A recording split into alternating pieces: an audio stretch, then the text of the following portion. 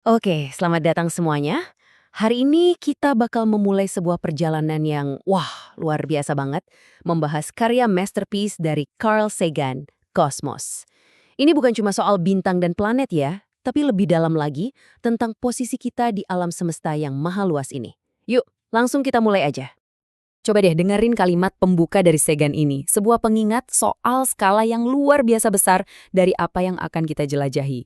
Kalimat ini tuh langsung ngelempar kita ke misteri terbesar. Rasanya kayak, wow, kita tuh lagi diajak buat ngertiin segalanya dengan lebih dalam.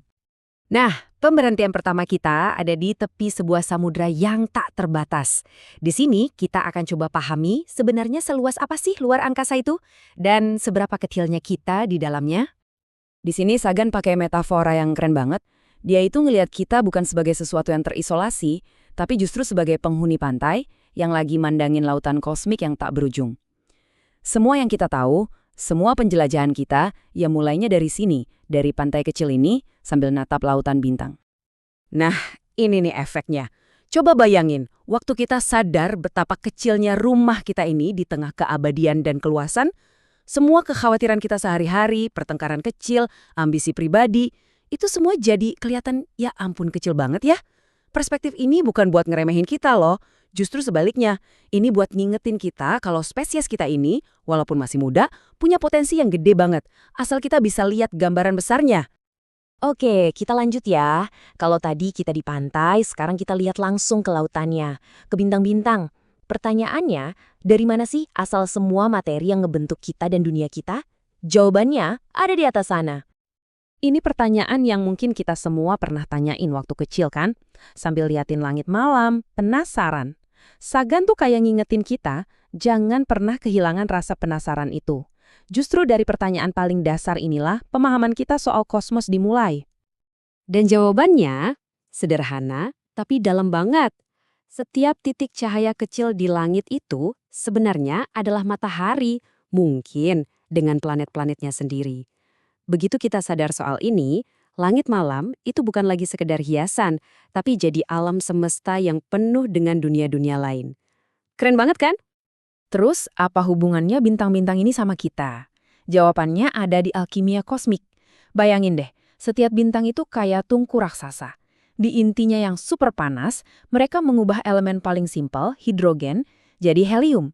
Terus, dalam siklus hidup dan matinya bintang-bintang raksasa, mereka menciptakan elemen yang lebih berat, karbon, oksigen, besi, pokoknya semua bahan baku yang dibutuhin buat bikin planet, dan akhirnya kehidupan. Nah ini dia kesimpulan yang bikin merinding.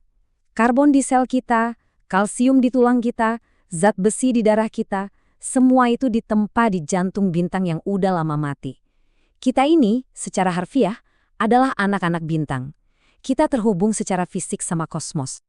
Oke, setelah kita tahu dari mana asal kita secara kosmik, sekarang kita balik fokus ke planet kita sendiri. Kalau kosmos itu panggungnya, gimana ceritanya melodi kehidupan itu dimulai dan berkembang di sini, di bumi? Perjalanan evolusi itu wah ceritanya panjang dan lambat banget. Dari molekul-molekul sederhana di lautan purba, terus ada ledakan keanekaragaman hayati, sampai akhirnya baru sebentar banget yang lalu dalam skala waktu kosmik, nenek moyang kita muncul. Buat ngerenungin ini, Sagan pakai analogi musik yang indah banget. Sebuah fugue. Dalam musik, fugue itu komposisi yang kompleks, di mana banyak melodi saling terkait jadi satu harmoni yang kaya. Nah, dia bertanya, apa kehidupan di bumi ini cuma satu-satunya melodi yang sayup-sayup terdengar? Atau jangan-jangan galaksi ini dipenuhi semacam simfoni kehidupan dengan miliaran suara berbeda, masing-masing memainkan musiknya sendiri? Nah, perjalanan evolusi ini puncaknya ada di satu fenomena yang luar biasa, munculnya kesadaran manusia. Apa sih yang bikin kita beda? Jawabannya ada di dalam kepala kita. Coba deh kita pikirin kayak gini. DNA kita itu kayak perpustakaan warisan. Isinya instruksi buat bertahan hidup yang udah teruji waktu. Tapi otak kita, khususnya korteks cerebral, itu perpustakaan yang jauh lebih besar. Perpustakaan yang kita isi sendiri. Inilah alat kita buat melampaui sekedar naluri. Angka ini artinya apa sih? 20 juta. Kalau kita tulis semua informasi di otak kita, tiap ingatan, tiap pikiran, tiap ide, itu semua bakal cukup buat ngisi 20 juta buku. Itulah kapasitas luar biasa yang ada di dalam kepala kita masing-masing. Dan disinilah letak pembebasan yang sesungguhnya.